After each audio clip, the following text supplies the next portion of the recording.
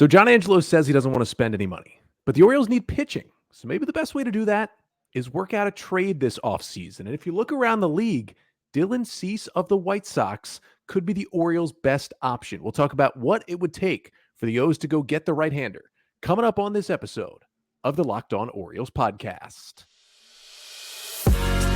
You are Locked On Orioles, your daily Baltimore Orioles podcast. Part of the Locked On Podcast Network, your team every day.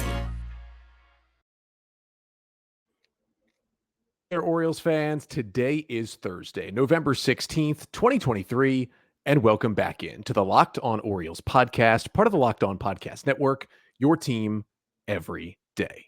Today, we are talking Orioles trades, maybe trying to get Dylan Cease. I am Connor Newcomb. Herb Lawrence is joining me on today's episode in just a moment. But first, this episode of the Locked On Orioles podcast is brought to you by FanDuel. Make every moment more. Right now, new customers get $150 in bonus bets with any winning $5 moneyline bet. That's $150 just if your team wins. So visit FanDuel.com/lockedon to get started today. So back on the podcast for the first time in a couple of years now is Herb Lawrence. He is one of the co-hosts of the CHGO White Sox podcast. He was formerly with the Locked On Network. And Herb, thank you so much for jumping back on the podcast. Thanks for having me. It's good to be back here, Connor. I loved my time with Locked On White Sox, and it's good to talk some Orioles baseball, some winning baseball for a change.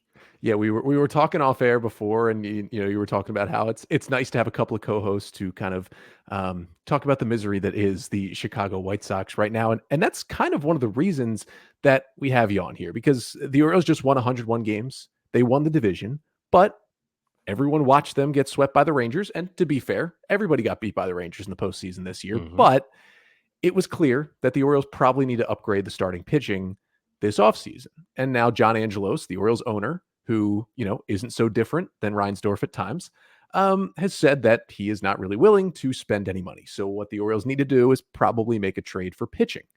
And I'll kind of tee you up there. It seems like, from what the White Sox have done this offseason, revamping the front office and what they've said, is everyone available right now? Like, are the White Sox open for business this offseason? Indeed. The general managers meetings just happened last week in Arizona, and Chris Getz was asked, is there any untouchables? And he said, no, absolutely not.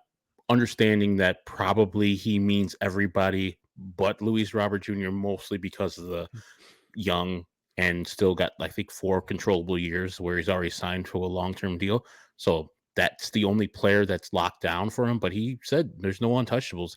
And for everybody in your audience to understand, they fired longtime people like Kenny Williams, who's been with the White Sox for 20-plus years, and Rick Hahn, 20-plus years himself, to hire a guy that was the White Sox minor league director, and he was bad at it. If you know the White Sox, they have a bad, terrible organization, firstly, and then their minor leagues goes right along with it. So Chris Getz is a first-time general manager and bad at the job he was at before. So, yeah, everybody's available, and that's what they should be.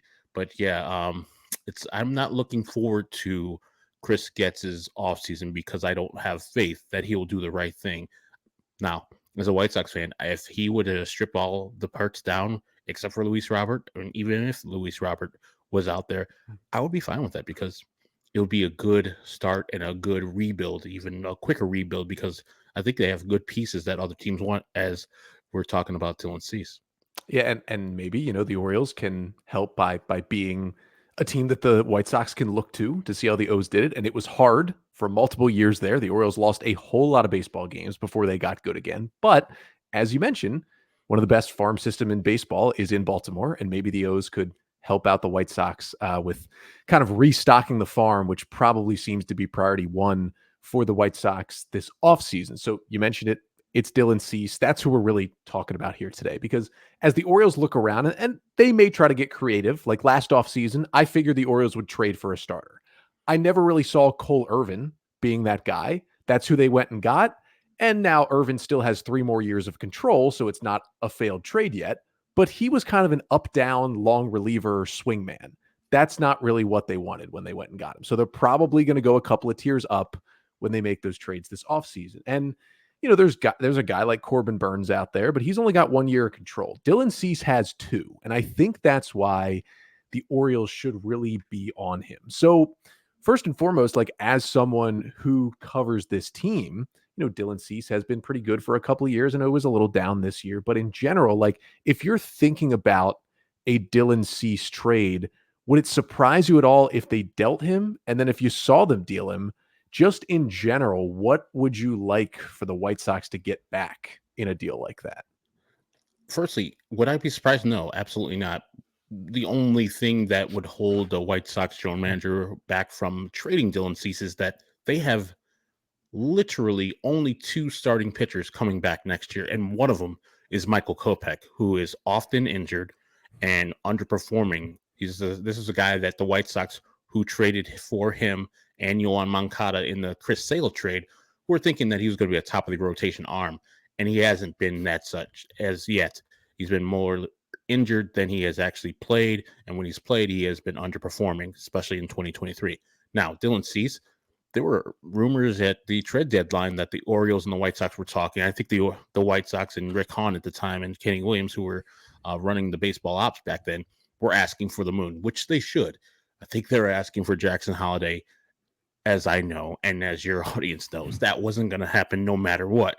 So I think the White Sox were listening, but they wanted their price for him. And now that a new guy's in, this is where the Orioles could actually not fleece the White Sox, but get a young general manager who's willing to make his mark with his first trade and get something for him that is lesser than what they were first asking for Jackson Holliday. I don't know specific names. I do know specific names, but I don't know if the Orioles would be interested.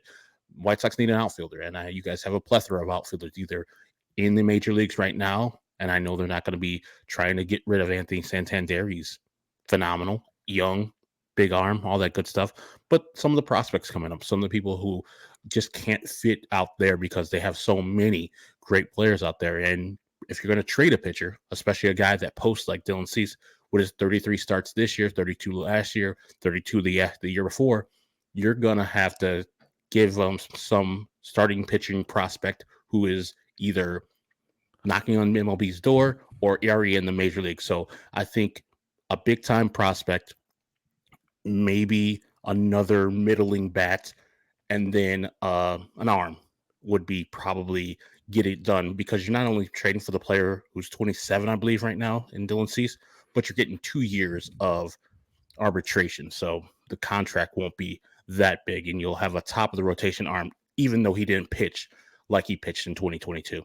Yeah, I figure there's probably not certain positions the White Sox aren't looking for, just because they want to rebuild that system so much and they might tear down that team so much that they're going to be looking for everything. But in terms of timeline of the players, the Orioles are very top heavy in their system right now. Not only are there a lot of young guys in the bigs, there's a lot of young guys in AAA who are theoretically ready for the bigs in 2024, just might not have a chance to push through onto this roster because there's so much young hitting talent specifically. So I guess the bigger picture question for the White Sox, like if they do go into somewhat of this rebuild here, do you think they are going to look for, hey, double A to AAA guys that we can get to the bigs in the next year or two? Or do you think they're going to try to covet, hey, 18, 19, 20-year-olds who might be in the lower minors, but might have even higher ceilings, and maybe seeing out a longer rebuild before they really try to win again? Our owner, Jerry Reinsdorf, said when he did replace Rick Hahn and Kenny Williams with a single baseball decision maker in Chris Getz, that he wouldn't want to rebuild, but the moves that they've done so far were, pretty much not offering Tim a contract, and pretty much the same with Liam Hendricks. Liam Hendricks wasn't going to play this year anyways, but the moves are signaling that they might be doing a quick rebuild or a revamping. And so they would be looking for more MLB ready players to come back in a trade, because Jerry said he's old. He's 87 years old, doesn't want to have another rebuild, which is the proper way to do this if you're going to do it. But of course, Jerry Reinsdorf's going to do Jerry Reinsdorf's names, which are dumb. And I know you brought up John Angelos, and I know Baltimore, I get it. Peter, John Angelos, it's been terrible. You guys have the greatest situation out there. We have a actual bad owner. a terrible owner. I know what Angelos did to the broadcaster this year. That was probably the worst thing he did. If that was the worst thing that Jerry Reinsdorf did this year, that would be a relief. He did a lot of terrible things and continues to do a lot of terrible things. White Sox fans are 100% turned off on that guy, but I think that he would want people who are ready for the major leagues, and that's the only way that he would allow Chris Getz. And I'm saying allow as if he's pulling the strings, because he is. That's the only way he would allow Dylan Cease to go somewhere else, because he wants to do this pretty quickly. And as we've seen with recent White Sox history before the 2020 season, going really quickly doesn't get you good results for the White Sox. They'll be in third, fourth place in the worst division again next year, 2015 or 2025, and on and on. So I think that he would want a better player who's ready for the major leagues, to put a long answer and make it a little bit longer. So we'll talk about, who those potential major league ready prospects could be in a deal like this coming up in just a second with Herb Lawrence. But first, this episode of the Locked On Orioles podcast is brought to you by FanDuel. You can score early this NFL season with FanDuel, America's #1 sportsbook. Right now, new customers get $150 in bonus bets with any winning $5 money line bet. That's $150 just if your team wins. And if you've been thinking about joining FanDuel, there is no better time to get in on the action. The app is so easy to use. There's a wide range of betting options, including spreads, player props, over-unders, and more. So visit FanDuel.com/lockedon and kick off the NFL season with FanDuel, official partner of the NFL. So we are here with Herb Lawrence. He is one of the co-hosts of the CHGO White Sox podcast, and we're talking this Dylan Cease trade. And you had just mentioned before the break how the White Sox, maybe even if you don't personally agree with this process, the White Sox and Jerry Reinsdorf are going to look for guys who, maybe by the end of next season are kind of knocking on the door, ready to go, and a team that's maybe going to try and turn it around and compete again in 2025, potentially. I could see them trying to do that. And what is good here for this potential trade is the Orioles have a lot of talent right in that area, like I talked about. There are guys, and the number one guy I like to mention in this conversation is Joey Ortiz.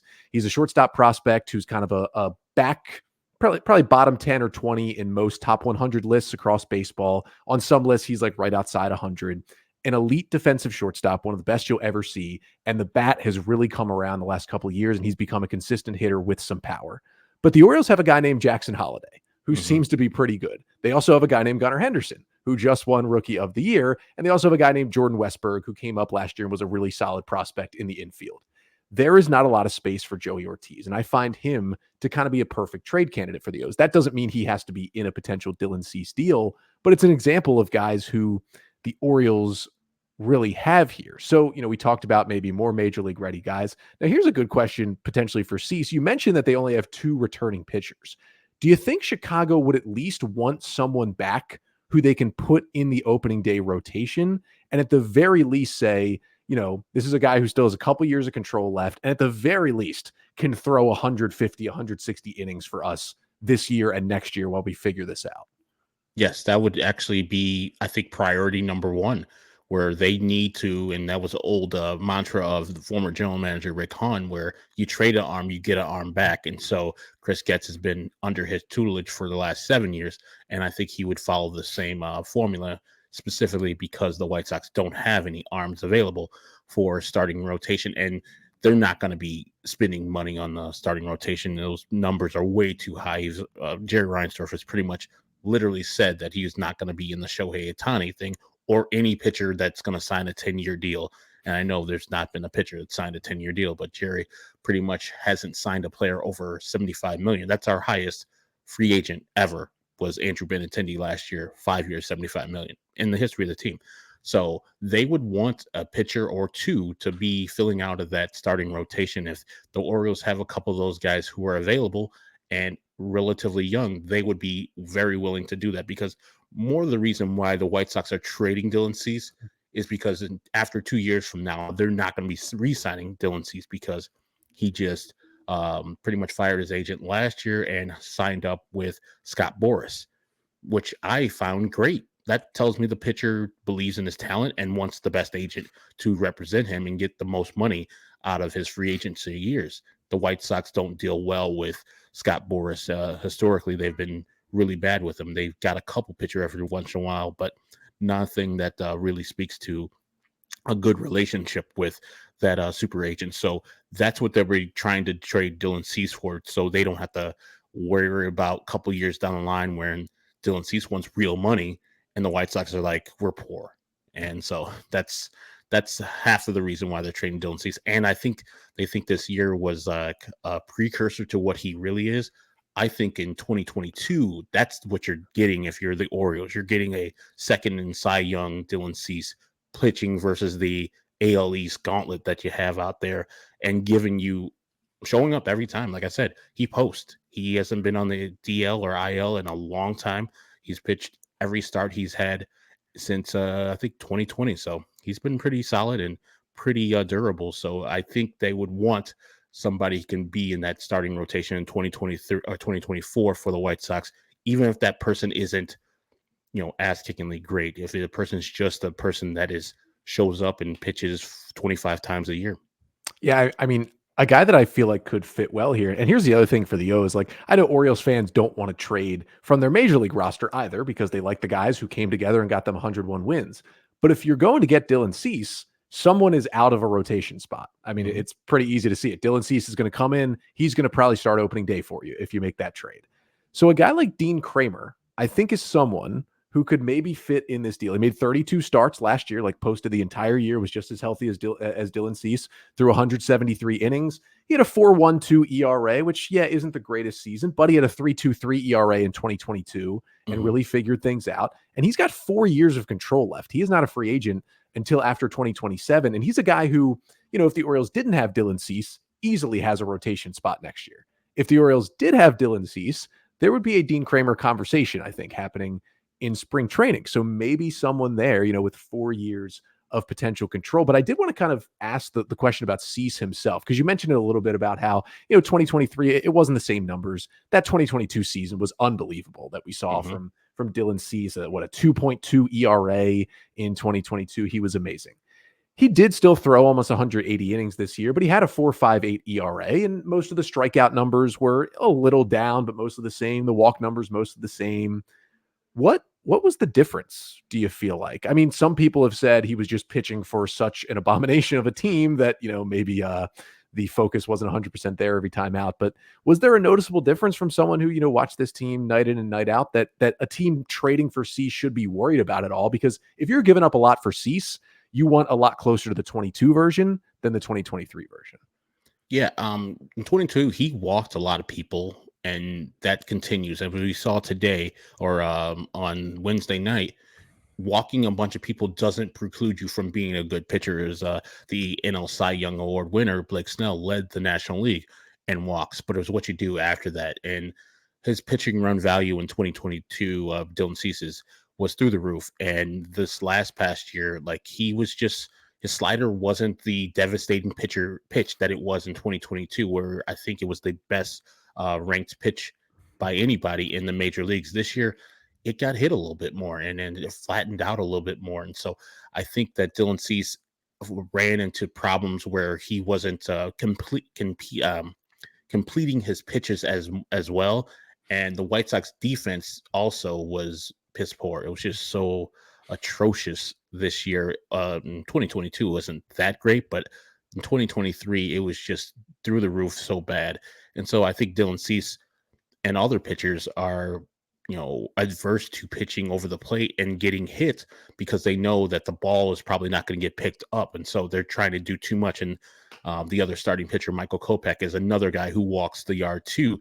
I think this is a trend with the White Sox because of how bad the defense has been with the White Sox the last couple of years. And the prospect you brought up for the shortstop, or is it Ortiz? Yeah, Joey Ortiz. Yeah, that would be right up the White Sox alley, as they just got Tim Anderson off the team, mainly because of this piss poor year where he was leading the league in errors, was really bad at defensive runs saved. And they need to upgrade defense. GM Chris Getz pretty much said as much, like, we need to upgrade our defense so our pitchers can be more confident in throwing those pitches over the plate and let them get hit and let them get fielded. And so I think that Dylan Cease, his breaking balls were just not as crisp as the year before. And he has the strikeout pitch, 97, 98 mile per hour fastball. Slider is his best pitch. When he was going well in 2022, I think you would throw a slider more than his four-seam fastball. This year, it was a battle between the two. He couldn't find the ears on the slider sometime, and so he would just rely on his four-seam fastball, which would leave him up to getting crushed by the opposing hitters. But I think in my heart of hearts, if you have a team that can field behind Dylan Cease, he will be maybe not a 2.2 ERA, but he'll be in the low 3 ERA and probably get you 200 strikeouts if he's posting every day. Yeah, and I know he's also a bit of a fly ball pitcher, but the Orioles have moved that wall back in left field, which helps guys a lot if they are fly ball pitchers, which certainly would help here. And you mentioned that slider. I mean, that pitch when it's on, and I know that wasn't on all of last season, but when that slider is on, it's one of the best offerings that any starter in baseball has. I mean, I was looking at the 2022 numbers on the slider. I mean, opponents hit 128 against it. He had a 43% whiff rate. He had a 50% whiff rate against it in 2021. I mean, that pitch is ridiculous, especially to righties. And that's what the Orioles and Mike Elias and their front office would be absolutely salivating over in this trade. So now we kind of get to the part of, it's tough to combine two podcasters to make a deal that's absolutely going to happen. But we now kind of know what the White Sox want. Mm-hmm. More so major league ready guys. They want to shore up the defense, and they definitely want somebody who can come in and pitch like right now. Mm-hmm. So I think Dean Kramer in this trade would work. He's a guy who's going to give you 30 plus starts for the next 4 years. And to be honest with you, Dean Kramer has tinkered with his stuff in the past. And depending on, how much the White Sox trust at least their major league pitching development, I think he could be a guy who could be re-signed after those 4 years for a pretty reasonable value where they wouldn't have to go out of their way to pay somebody $100 million, which you talked about that they haven't done before. Mm-hmm. I think Joey Ortiz would be a nice piece in this trade. You get a shortstop who is ready to start at shortstop on opening day, got an incredible glove. His bat's been really good in AAA, and he did get his feet wet in the big leagues last year. Had about 30 plate appearances in the big leagues in April and May. So he got his feet wet a little bit, and now he kind of knows what to expect at the big league level. So a pitcher, a shortstop. So the question is, I think the White Sox would definitely want a third player from the Orioles' great farm system. Do you think it would be another hitter or another pitcher who could fill in that rotation next year? If those are the two guys that you're including in the trade, I know from just my dealings with White Sox fans and then the team, they would want a prospect that is going to hurt a little bit for the Orioles to give up, because Kramer's not going to hurt and Ortiz is probably not going to hurt that much if you're getting Dylan Cease. And then that third person would be like, to the Orioles fans, like, I don't want to give up him. He's going to be great type of thing, or he might be good. And so, White Sox fans are throwing around Kjerstad's name. And I'm like, that might be too much. But, if the White Sox are in the position that they are with only two starting pitchers, they would be hesitant to move that guy just because of that reason, because of, hey, who else is going to replace him? Yes, we're going to get Dean Kramer in here, but losing Dylan Cease, where that was our guy that was going to be guaranteed in the starting rotation, because like I said about Michael Kopech, his troubles have been consistent the whole year. Right. And so that would be the only thing holding them back. And they would want somebody of that name. And I know Kjerstad, people be like, oh, no, we're not trading that guy. So someone in that, top 10 of Orioles prospects would probably get it done, because, like I said, you're not just picking up the pitcher, you're picking up the 2 years. And so it would have to hurt a little bit for the Orioles to let the last guy go. So let me ask you, do the White Sox have any relievers you think they'll deal this offseason? Because the O's are looking for bullpen help too. They're definitely going to be looking at Aaron Bummer to deal. And Aaron Bummer, for most of his White Sox career, is a ground ball pitcher. And like I said before, the White Sox don't pick the ball up. And so his numbers look inflated, even though he hasn't been good probably the last year and a half. Like last year, you could see the ERAs in the 6s, but his FIP is around the 3s. His Sierra's in the same area, where he's actually pitching well and you don't have any help behind him. So if you need a lefty reliever, this guy is a sinker ball pitcher, will induce a bunch of ground balls. And yes, he did give up a couple home runs, but that's just when his sinker's not sinking. That's very rare. So Aaron Bummer would be on the list for that. maybe even Garrett Crochet, but they just picked up or they just got him back from Tommy John surgery, and he wants to be more of a starter than a reliever. But for the White Sox in 2024, his role will be reliever in that regard. Because like I said before, they don't have a lot of starters available, and for him to be a starter would mean he had to go and get inning space down in the minor leagues where they're not about that. So yeah, there's a couple of people that are available for the bullpen. So Aaron Bummer and his contract, I think, is very, very nice for the Orioles to assume. Yeah, And Bummer. I think White Sox fans would be like, oh, get him off my team, even though I would be like, we're giving away a very valuable piece that somebody else is going to turn into an all-star. Bummer's got a pretty team-friendly deal where he's in the final year of the regular part of the deal for only like $3 million next year. And then he's got team options for the next 2 years. So how about this? If it was Dylan Cease and Aaron Bummer, take your pick of either Colton Cowser or Heston Kjerstad for that final prospect. Kjerstad, more of a power hitter, left-handed hitter.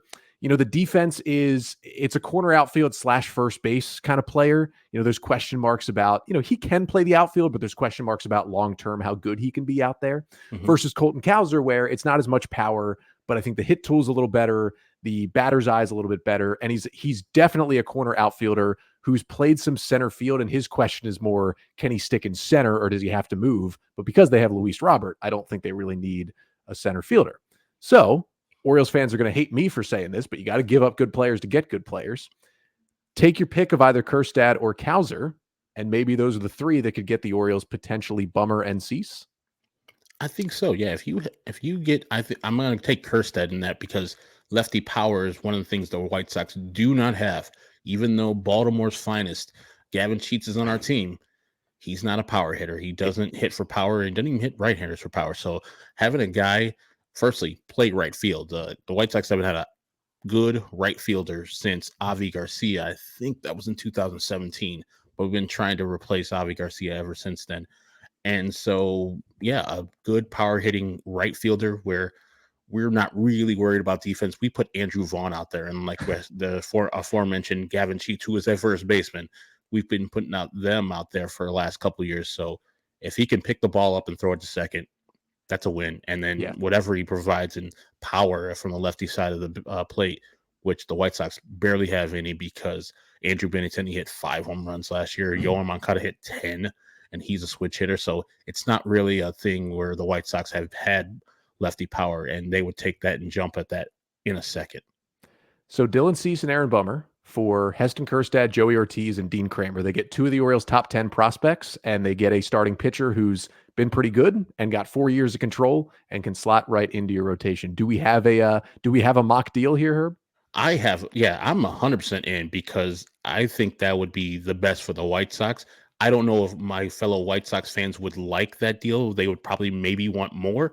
But for me, like, you're not going to re-sign Dylan Cease 2 years when he's a free agent. Might as well get a pitcher. And I've seen Dean Kramer pitch specifically against the White Sox, and I'm like, this is a solid pitcher. I would love for him to be on the White Sox. And you said 4 years of control. The White Sox will be salivating at that. And a shortstop that can pick up the ball with the best of them, I'm in. And if he can hit, he doesn't need to hit a lot. Just needs to hit, like, get on base at 33% clip, and that's it.